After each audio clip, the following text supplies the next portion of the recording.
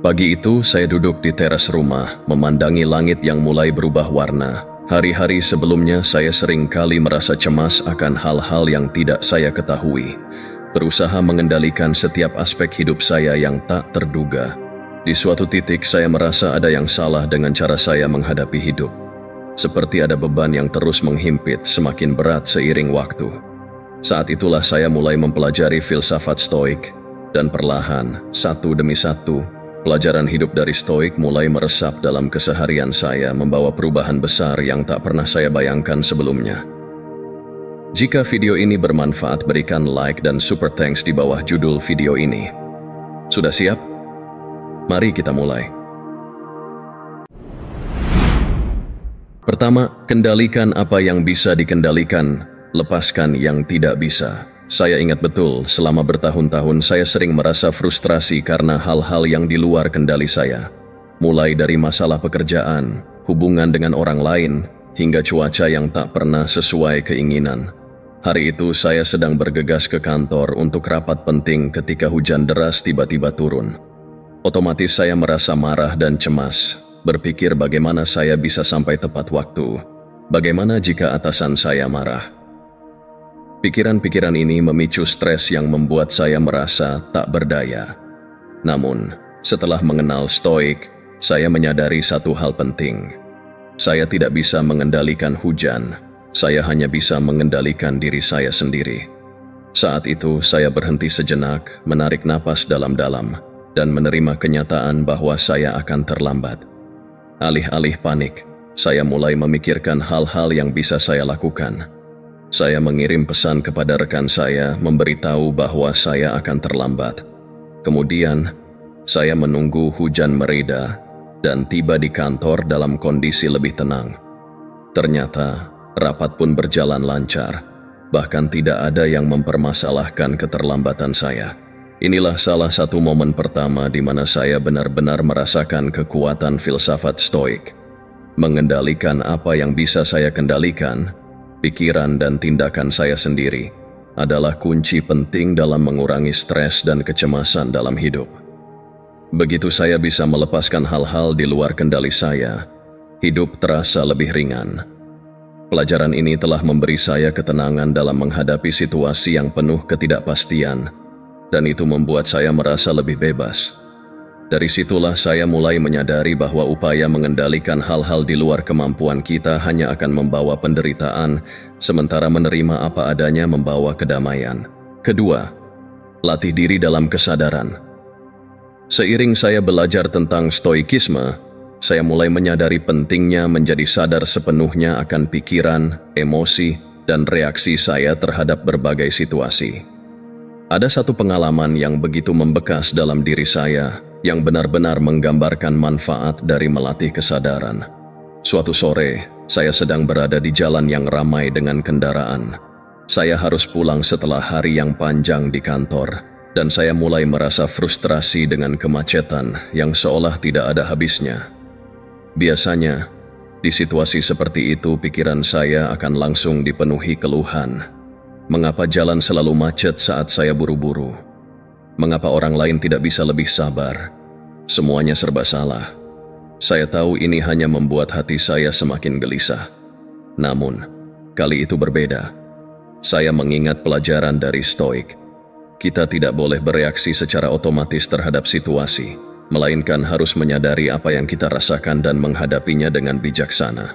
Saya berhenti sejenak, menarik napas dalam-dalam, dan mencoba untuk memahami sumber frustrasi saya. Saya mulai menyadari bahwa kemacetan bukanlah masalah yang sebenarnya. Yang menjadi masalah adalah reaksi saya terhadap kemacetan tersebut. Dengan perlahan, saya belajar untuk melepaskan emosi negatif dan berfokus pada apa yang bisa saya lakukan saat itu. Saya memasang musik yang menenangkan, melonggarkan bahu yang tegang, dan hanya menikmati momen itu. Ya, di tengah kemacetan, saya berusaha untuk sepenuhnya hadir, memperhatikan bagaimana perasaan tubuh saya, bagaimana saya bisa memilih untuk tidak membiarkan kemacetan menguasai mood saya. Di saat itu saya merasa sesuatu yang luar biasa.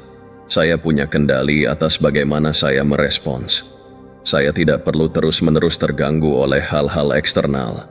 karena yang benar-benar penting adalah bagaimana saya menghadapi situasi tersebut. Semakin sering saya melatih kesadaran ini, semakin saya dapat menjaga diri tetap tenang dan terpusat, meskipun dunia di sekitar saya berantakan. Dari sana, saya belajar bahwa dengan melatih kesadaran diri, kita bisa mengurangi stres dan kecemasan yang seringkali berasal dari reaksi otomatis yang tidak disadari. Seperti yang diajarkan Stoik, kita punya kuasa penuh atas pikiran kita. Kita tidak harus menjadi budak dari perasaan negatif yang datang tanpa diundang. Kesadaran ini menjadi kunci yang membuka pintu bagi ketenangan batin dan kebahagiaan yang lebih konsisten dalam hidup saya. Ketiga, jangan biarkan pendapat orang lain mengendalikan Anda. Di masa lalu, saya adalah orang yang seringkali terpengaruh oleh apa yang dipikirkan atau dikatakan orang lain tentang saya. Kritik atau komentar negatif, sekecil apapun, bisa langsung merusak suasana hati saya. Saya ingat pernah menerima kritik pedas di tempat kerja, padahal saya sudah berusaha sebaik mungkin menyelesaikan tugas tersebut. Kritik itu membuat saya merasa buruk tentang diri sendiri selama berhari-hari. Saya meragukan kemampuan saya dan perasaan kecewa terus membayangi pikiran saya. Namun saat saya mendalami filsafat Stoik, saya mulai menyadari bahwa pendapat orang lain bukanlah cermin dari nilai diri saya yang sebenarnya. Stoik menekankan bahwa kita tidak dapat mengendalikan apa yang orang lain pikirkan, katakan, atau lakukan. Hal ini sepenuhnya berada di luar kendali kita. Yang bisa kita kendalikan adalah bagaimana kita bereaksi terhadap pendapat mereka. Seiring berjalannya waktu, saya belajar untuk menerima kritik dengan lebih bijak. Alih-alih merasa diserang atau meremehkan diri sendiri, saya mulai melihat kritik sebagai kesempatan untuk tumbuh dan belajar. Saya belajar memilah antara kritik yang membangun dan komentar yang hanya dilandasi oleh emosi atau ketidaktahuan orang lain. Jika memang ada hal yang bisa saya perbaiki, saya akan berusaha memperbaikinya. Namun, jika kritik itu tidak relevan atau terlalu personal, saya belajar untuk tidak membiarkan hal tersebut menguasai perasaan saya. Pengalaman ini membuat saya lebih tangguh dan mandiri secara emosional. Saya tidak lagi terlalu bergantung pada validasi dari orang lain untuk merasa baik tentang diri saya sendiri. Dengan tidak membiarkan pendapat orang lain mengendalikan saya merasa lebih bebas dan percaya diri. Stoik mengajarkan bahwa nilai diri kita tidak ditentukan oleh orang lain, melainkan oleh tindakan dan prinsip-prinsip kita sendiri. Keempat, memento mori. Ingatlah bahwa kita akan mati. Satu konsep dalam filsafat Stoik yang pada awalnya terasa sangat menakutkan bagi saya adalah memento mori, yang berarti, ingatlah bahwa kamu akan mati.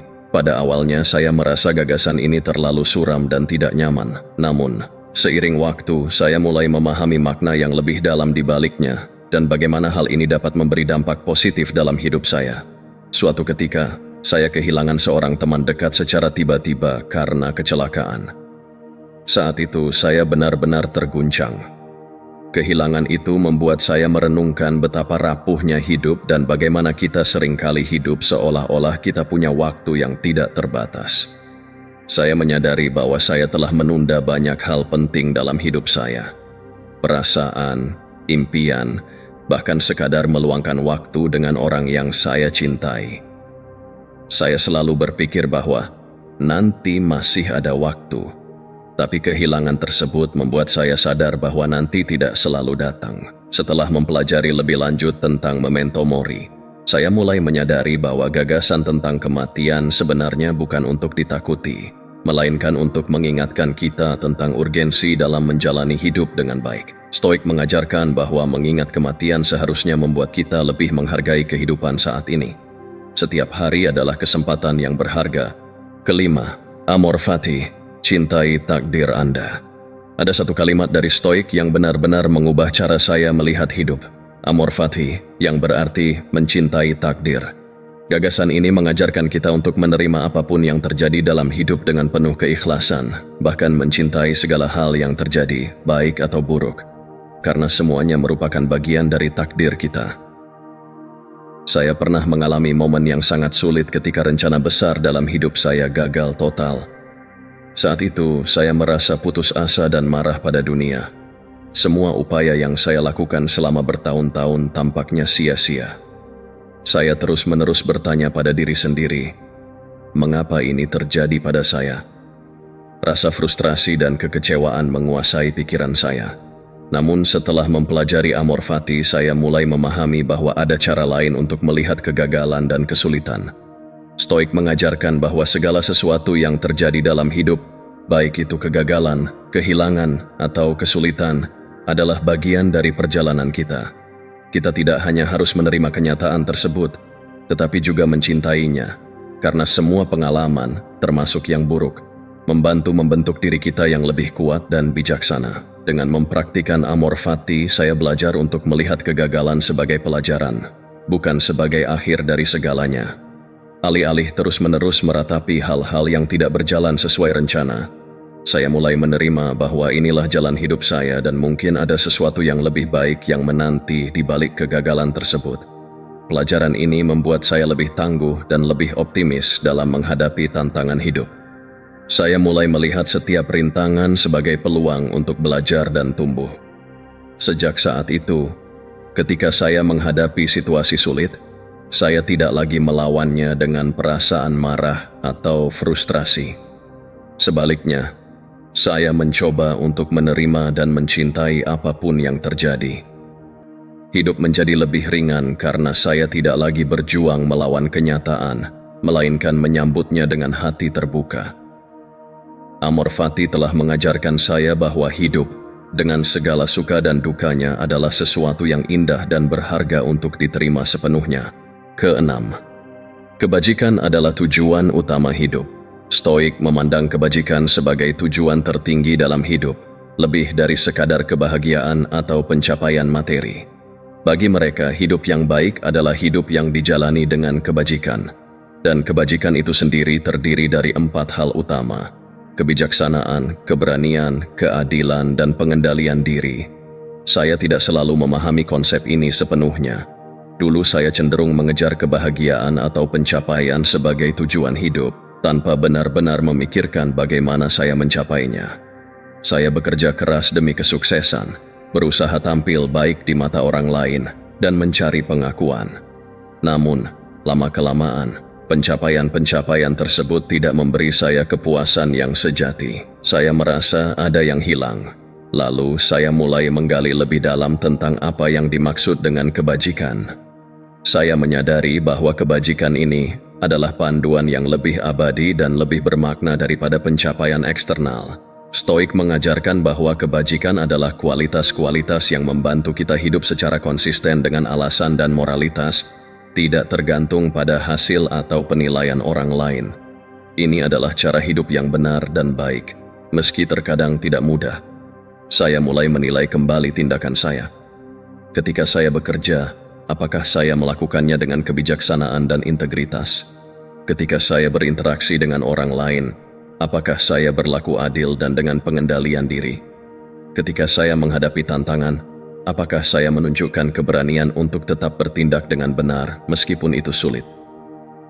Dengan memfokuskan diri pada kebajikan, saya merasa hidup saya menjadi lebih bermakna dan memuaskan. Pencapaian-pencapaian yang saya raih menjadi lebih berarti karena saya tahu bahwa saya mencapainya dengan cara yang benar. Ini mengubah cara saya melihat hidup.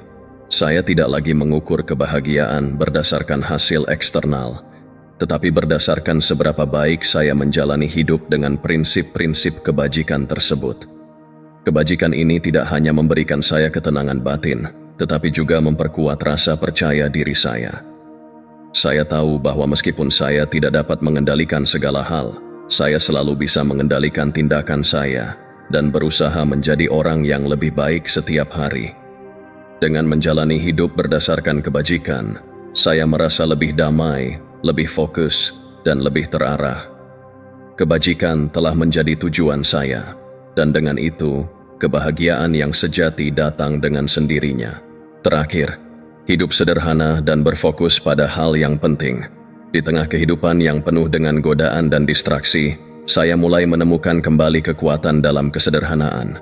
Stoik mengajarkan bahwa kebahagiaan sejati datang dari hidup yang sederhana dan bebas dari keinginan yang berlebihan terhadap materi dan kenikmatan duniawi.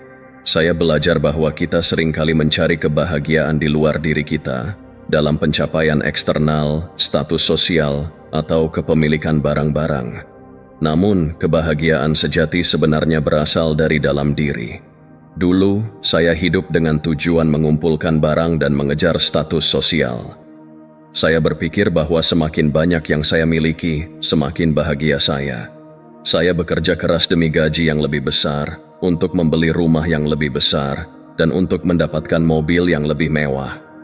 Namun, semakin saya mengejar hal-hal tersebut, semakin saya merasa terjebak dalam siklus keinginan yang tidak pernah ada habisnya.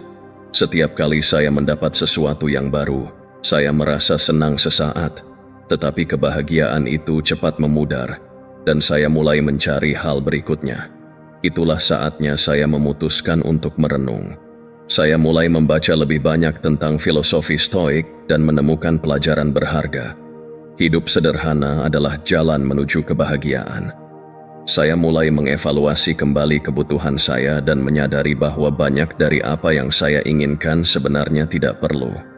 Saya mulai menghargai hal-hal kecil dalam hidup, menikmati waktu bersama keluarga, bersyukur atas kesehatan, dan merasakan kepuasan dalam melakukan pekerjaan dengan sepenuh hati.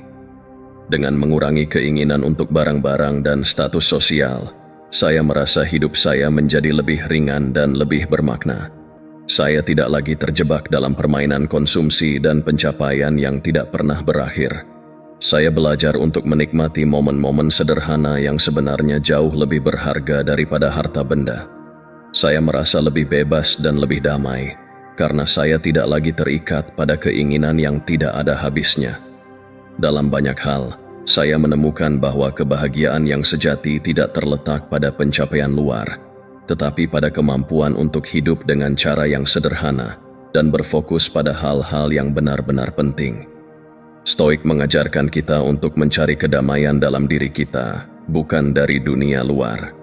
Dengan hidup sederhana, kita dapat menemukan kebahagiaan dalam ketenangan dan dalam rasa syukur yang mendalam atas apa yang sudah kita miliki.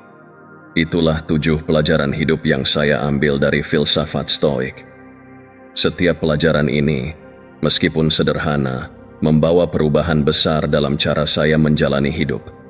Dengan memahami dan menerapkan prinsip-prinsip Stoik ini, saya merasa lebih tenang, lebih bijaksana, dan lebih damai dalam menghadapi segala tantangan yang datang. Filosofi ini telah membantu saya menjalani hidup yang lebih bermakna dan lebih penuh dengan kebahagiaan sejati.